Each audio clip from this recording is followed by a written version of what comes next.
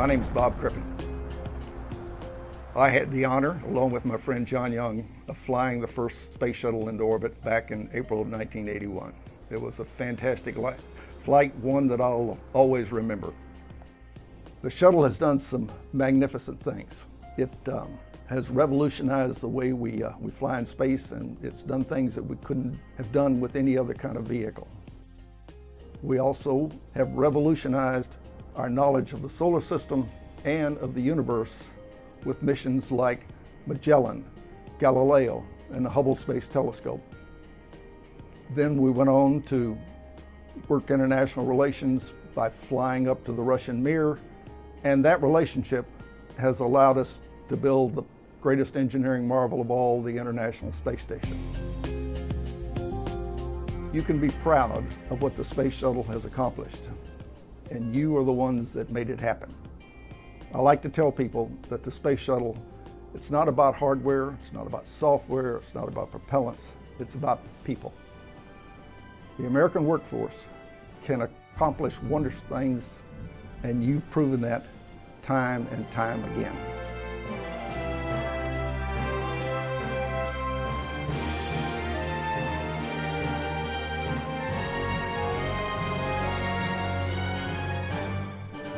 You know, the initial flight was not without problems. During the development, we ran into lots of problems. The Space Shuttle tiles, the thermal protection system, and the main engines were probably the long poles in the tent. But we worked those hard, even though there was schedule pressure. We were over 2 years behind, and anytime you're in that kind of a program, there is going to be schedule pressure. It's always with you, it comes with the territory. But management at that time, they treated it properly, and where there was no other reasonable alternative, they slipped the schedule. About a month before the first flight, John and I were at the Kennedy Space Center doing a terminal countdown demonstration test, which is pretty much of a dry run of what actually goes on when you go launch the shuttle. Test went great. John and I climbed out of the cockpit, went back to the crew quarters at the ONC building, and we were patting each other on the back and said, hey, we're getting pretty close to flight. That was when we got the bad news. There'd been an accident at the pad. 6 technicians had climbed in the aft end of the vehicle where the engines are while it was being purged with pure nitrogen to prevent any kind of combustion. And you always do that when you actually go launch, and we did it in this test as well. When they climbed in, 5 of them immediately passed out. The 6th, thank goodness, he saw that there was a problem, called for help, and managed to pull some of the people out. But John Bornstad was pronounced dead on the scene, and Forrest Cole later died at the hospital. Senseless loss of life. And it was primarily due to a lack of communication.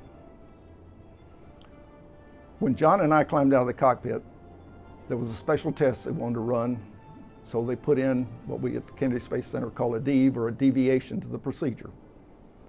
They kept that nitrogen purge going on in the aft end, but somebody said the pad was clear for work.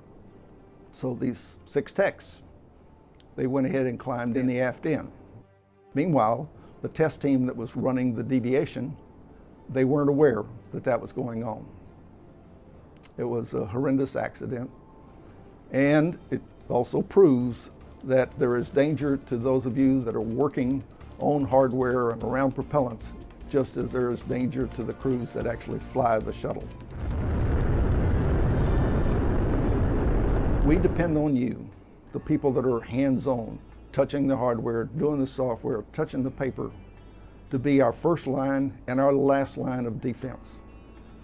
If you see something that is not going right, please, please bring it to management's attention. Stop the work. One of the biggest problems we have at NASA sometimes is our can-do attitude. We're known for it. That's one of our greatest assets, but it's also one of our greatest liabilities. The secret is knowing when can-do is too much and is pushing too hard. Management and leadership need to keep their fingers on the pulse of the program. I advise you to get out of your office, get out of the conference room, go out where the people are doing the work. That's where you can get the best sense that something is amiss. And if somebody brings it to your attention, or you notice something that's not right, call a timeout. Now that's not easy to do always, because there is schedule pressure. It will always be there, but schedule pressure is not worth compromising the safety of the people working on it and the vehicle itself. We depend on you to make sure that happens. And to do that, communication is extremely important. You need to talk to the people that are doing the work, and they need to talk to you. Communication is a two-way street. I've seen several accidents in my life, and they are usually not caused by a single event. They're caused by a chain of events. And all we need is one person to break that chain, and you can prevent the accident. So each of you needs to be diligent, follow the processes which are so critical, but you need to have a bigger view. Look at what's going on around you. I've seen the shuttle program from a unique perspective. I was around when we were first doing the initial requirements, working in the astronaut office. I had an opportunity to fly 4 of the initial flights. Then I got involved in space shuttle management, ended my NASA career at the Kennedy Space Center as the center director, and then out in industry running one of the major contractors for the space shuttle. Space Shuttle Program is very dear to my heart. I know it's dear to yours as well. We are depending on you. I know you wanted to have the same kind of phenomenal ending as the phenomenal start it had. We depend on you for a strong, safe finish to the program. Main gear touchdown. Ham now deploying the drag chute.